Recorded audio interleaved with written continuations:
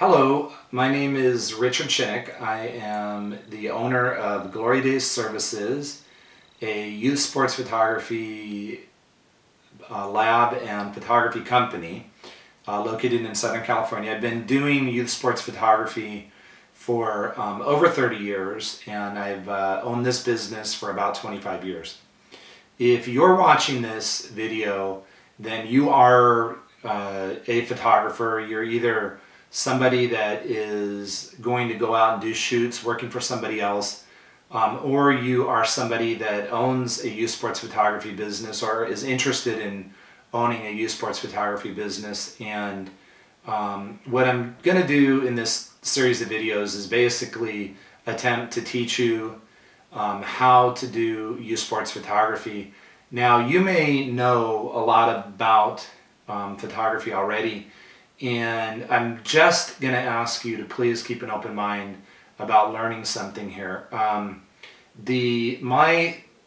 area of expertise in photography is limited to the subject of this video, which is doing team and individual posed, always with flash photography, indoors and outdoors, of youth sports participants in private and park and rec and like YMCA type programs, Little Leagues, Pop Warner football programs that the kids are usually, between 4 and about 15, 16 years old.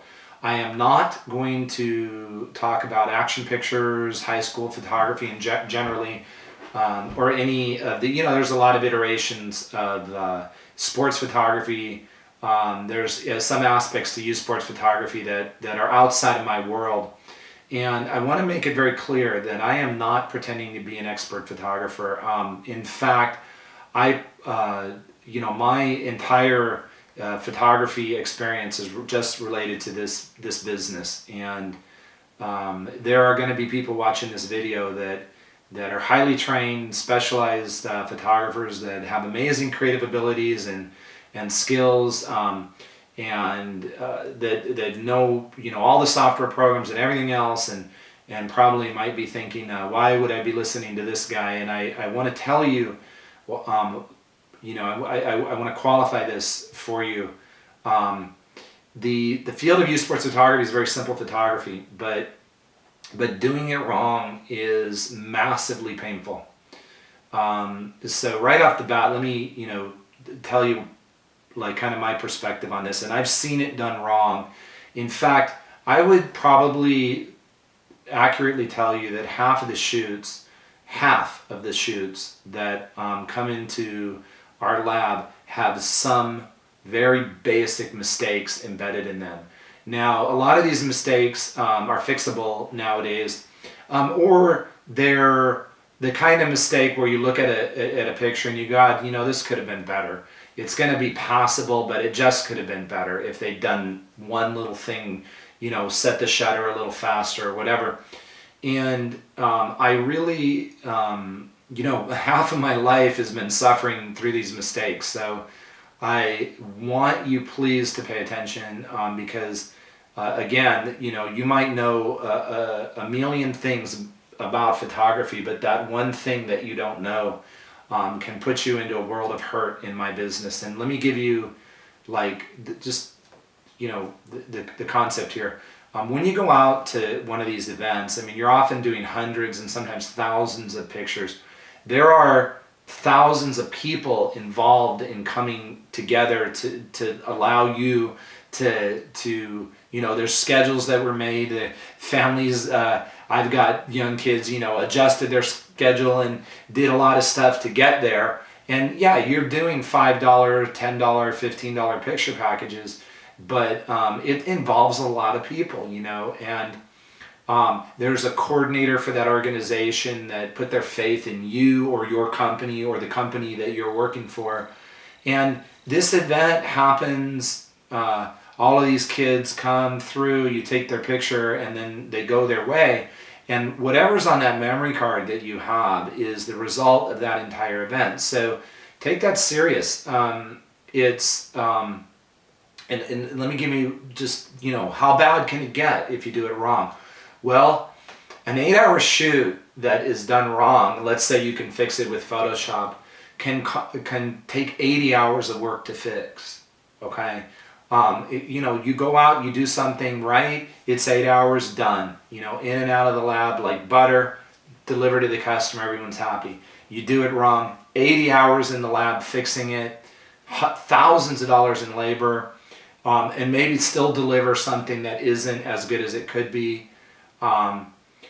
That's a catastrophe, and it can happen because you just didn't understand or set your shutter speed correctly, or you set your white balance wrong, or you set exposure compensation wrong, or you just didn't understand your camera. And worst case scenario, how bad can it get? Okay, I have literally seen this scenario where some new photographer, new photography company comes in, gets a couple contracts, goes out, shoots a couple thousand kids, screws it up because they didn't set the cameras right,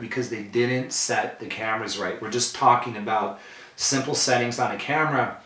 And these events, 2,000 people come through, they take the pictures, they take the money. At the end of the day, they have nothing to deliver because they've screwed it up. And they deposit the money in the bank, they pay their photographers, they don't have money for refunds. The league doesn't want to work with them to redo the pictures because for whatever reason, it was getting towards the end of the season. They can't deliver the pictures, they don't have the money for the refunds. The 6 o'clock news cameras show up at their house a couple months later asking them why they ripped off 2,000 or 3,000 families. The answer, is because we didn't know how to set our cameras. It's that simple, It's the catastrophes that can happen are entirely disproportional to the simplicity of the task and the economic benefit. You can literally go out and on an account that you might make $1,000 or $2,000 or $3,000 on at the most, end up in a $10,000 world of hurt. It can take over your life. And I deal with that on the back end of things all the time. I have seen so many people come into this business and massacre, destroy their first few shoots because they just simply didn't know how to set their cameras. And then they're out of the business because they've destroyed their reputation. They've destroyed themselves financially just because they didn't know how to do simple photography. So again, I'm not a photography expert. I am an expert in just this little niche, posed, team and individual, flash fill, flash photography of youth sports participants. And I'm going to tell you in these videos how to do this right in almost every circumstance. Set your cameras properly and avoid mistakes. I'm sincerely hoping that anyone watching this wants to do a good job, wants to avoid mistakes, and whatever your background and training has an open mind about listening to me and what I have to say. Okay, so let me give you my background in photography. How simple is it to learn this type of photography? I have no training in photography. I'm actually an attorney. That's my education. I'm a business owner. That's a bit much more complicated than the photography that I do as the core of my business or that people do that send me work. My training in photography is this simple, okay? 28 years ago, I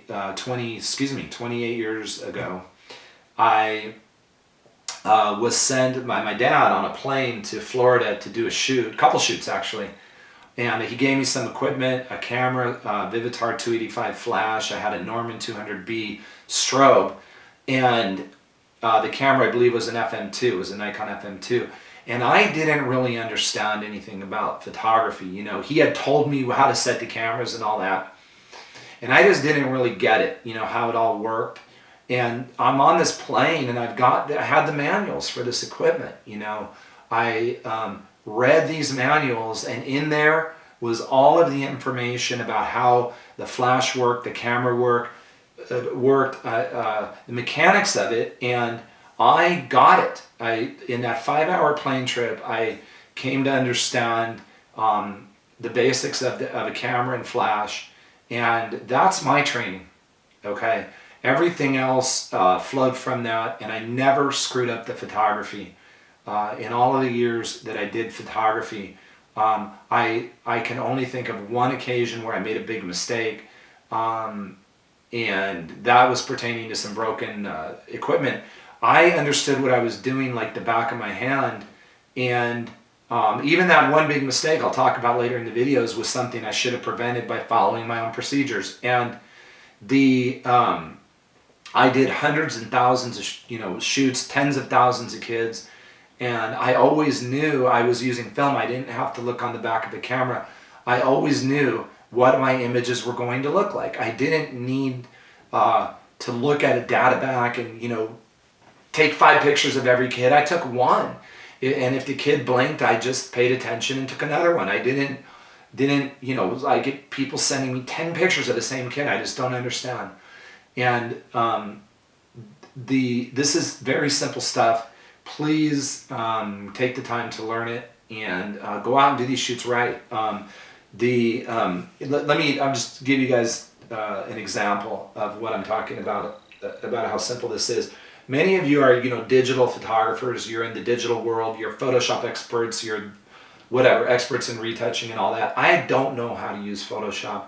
I never used it, and I never needed it when I was a photographer because I took good pictures. This is a camera, I think it's from the 1930s, and this camera is, in many respects, constructed exactly the same way as the camera that I used in the 80s and 90s, and as the camera that you're using today. Because at a fundamental level, all that these cameras are just mechanical creations to control light that are registered on a sensor that then in some way yields an image. Okay, the lens on this antique camera here has an opening in it. It's called an aperture, and the size of that opening controls how much light gets into the camera. Okay, it's no different today. There's a shutter, which is a door that opens and closes, that determines how long the light coming through the hole in the lens is allowed to hit the media.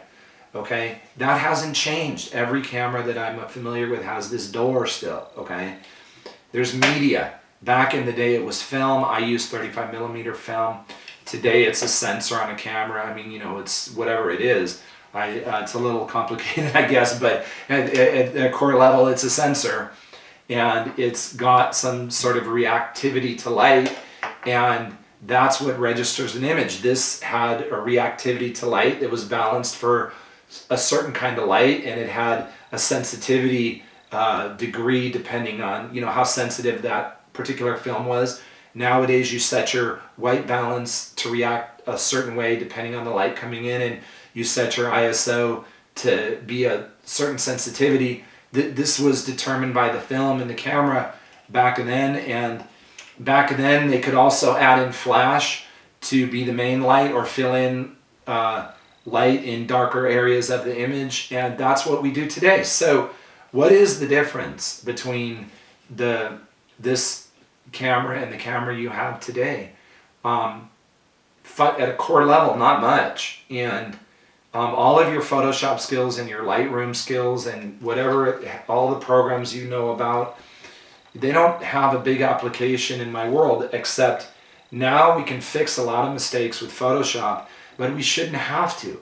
Photoshop is an amazing program, and I understand how hard that is to master, and creative people can use that to take images and do things today that you couldn't do before, but that does not apply in my world. My world is this narrow, $5 picture package world where if we're using Photoshop, we're losing money, we're fixing mistakes. Photoshop is a great tool to fix mistakes, but at the same time, why make them in the first place? I mean, I would tell you every year, I spend tens of thousands of dollars paying people to Photoshop stuff. If it would just be done right to begin with, we wouldn't have to go through that. And so, that's where I'm coming from making these videos. I hope that y'all pay attention to what I have to say. I'm gonna try to make segments of videos here to deal with specific problems and help you avoid those problems. So please pay attention. And again, I'm not an expert in photography. I'm not pretending to be.